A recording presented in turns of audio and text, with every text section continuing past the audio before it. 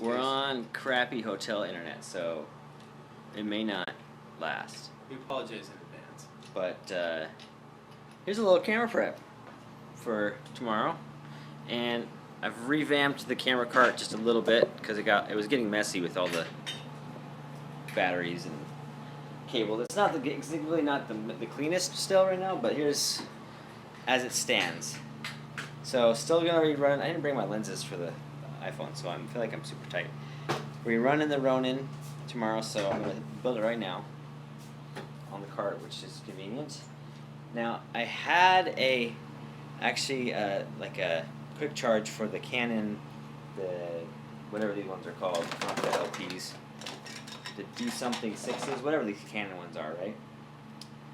Oh yeah, LP E6 versus the NP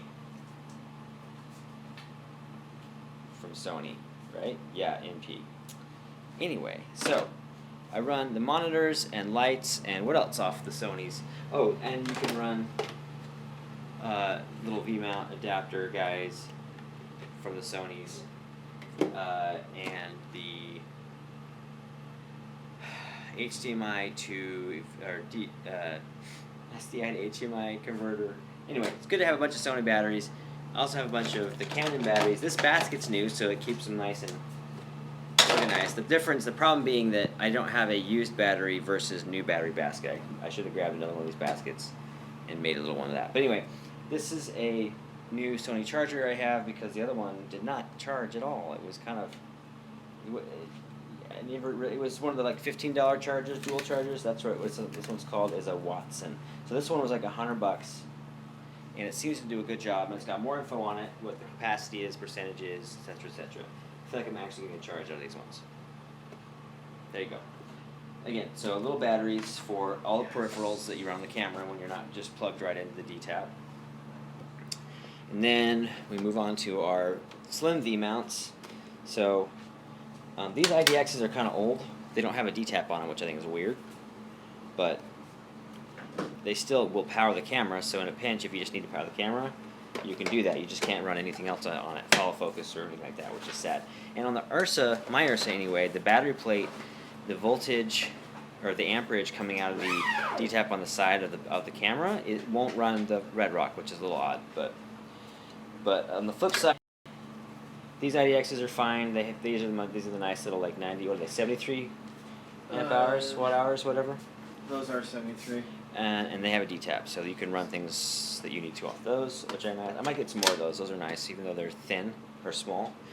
Brings us to our large V-mount basket, which we'll talk about V-mounts later and batteries, but because I got a bunch of the good old Switchtronics Pro X kind of 98 watt-hour batteries, but I've been really unimpressed with these. They've been not having. I feel like they've not been doing what they need to do. Like they're dying at weird times. They're not. I've only had these batteries like a couple of years, some of them, and they're just starting to fail like crazy. And they haven't been through that many cycles. You see, this isn't even on charging.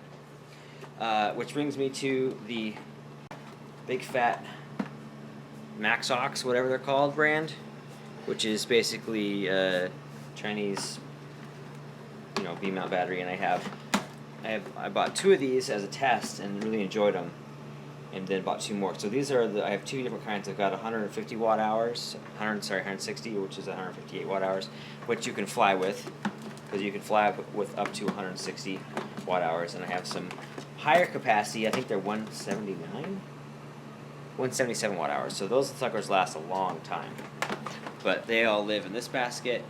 Excuse me. And the Mavivox ones, they are all charged off their own little. You got one little. Elbow? Yeah. Well, the D-tap extension. The D-tap extension. Let's talk about that. Anyway, so that's convenient. It's nicer. It looks nicer than having them all be just laid out, all wires everywhere. So, and then of course we have the drawers, which have become just kind of a mess because more things keep ending up on the camera card. But basically I have lenses, cables and peripherals, other random stuff, clamps and whatnot. They're getting heavier. And then we have follow focus primes, a monitor case,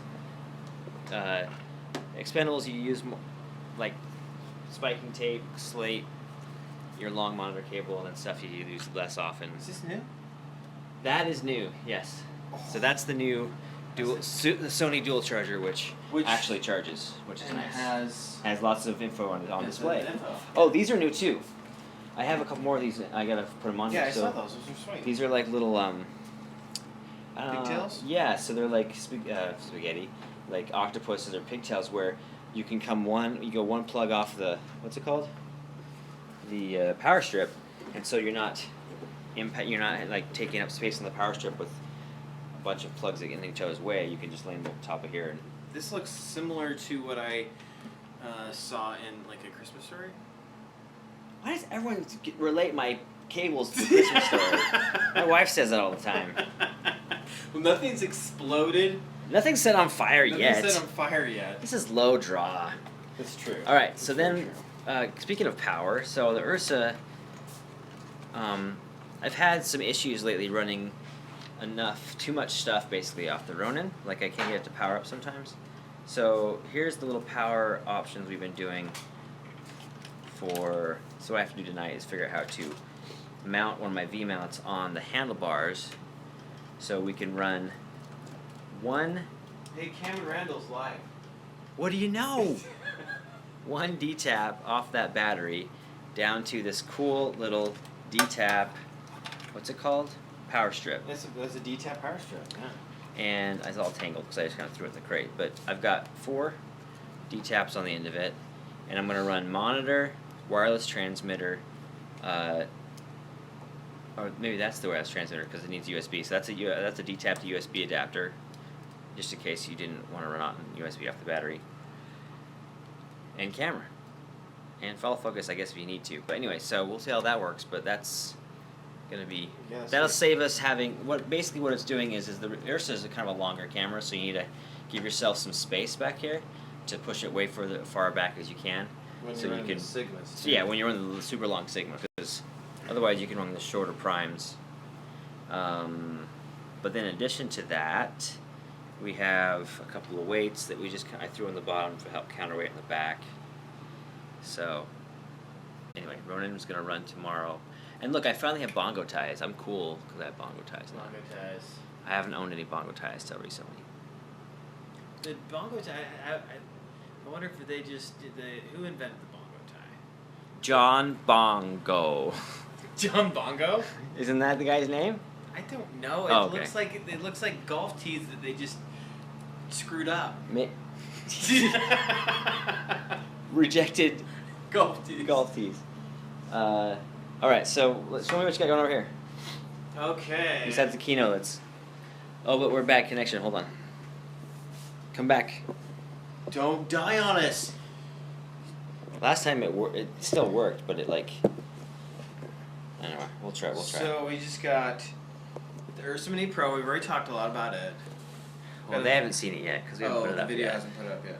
So 502 head. This is the 509. It's a 509, I think, is what I This have. is like I think it's the a real man's tripod It's the head. biggest you can get from Manfrotto. That's not like a full-on huge. Right. So we'll just see. We can run either the motor or the flywheel. The flywheel's great for just run and gun. Is this new? The flywheel? Did you just get that, or have you just had it and we haven't run it? No, I when Rob bought his, he got the discount. I was like, we'll throw a flywheel because the flywheel's like almost like $100. Oh, really? So we got 30% off the flywheel, but yeah, feels good. We may run the 42-inch tray. Might have to do like a support if we're gonna do that. We can do that. So basically, we have. How long is this one? 2 feet. About 24 inches. So we're like 2 feet on the slider initially, on the stick, so we can be super portable, super fast. We can go longer if we need to. Otherwise, we just go on the Ronin for, again, other movement that we need to just make. We're over cranking everything at least to 48. Yeah, I need to find out what I can do 48 at. And there we go. Although we'll be running dual cars tomorrow, so I'll be able to do whatever you do. My single card situation. It won't. I don't know why, but you can run single card. You can run you can record RAW and overcrank off frame to 60 frames in RAW, but not on ProRes. one card. But not ProRes. That's weird. All right. Well, I'm gonna throw a card in mine and see if I have the same. Man, that- Issue. Yeah, because I've never tried to run overcrank with one card in. So many buttons. All right. Okay. So let's do that so we can go to bed. We gotta balance that sucker, right? Yeah. So it's almost there. I just need to like put the follow focus on, and power it up, Get it all. and get the battery mounted. With so many LPs, do you think if you didn't run the Paralinks, just run the Paralinks off the... I think I can run everything off the V mount. And if I run one big V mount, it'll last. Because this is gonna be working on all day. Oh, what were you trying to do before? Oh, run off of the just run the Ursa off the. Oh, run it off the Ursa, or off the Ronin battery. Yeah, and it wasn't happy for some reason. Oh, okay. So anyway. Maybe if you weren't doing, were you trying to do everything? No, just the Ursa initially. He was having a hard time starting up. So. Okay.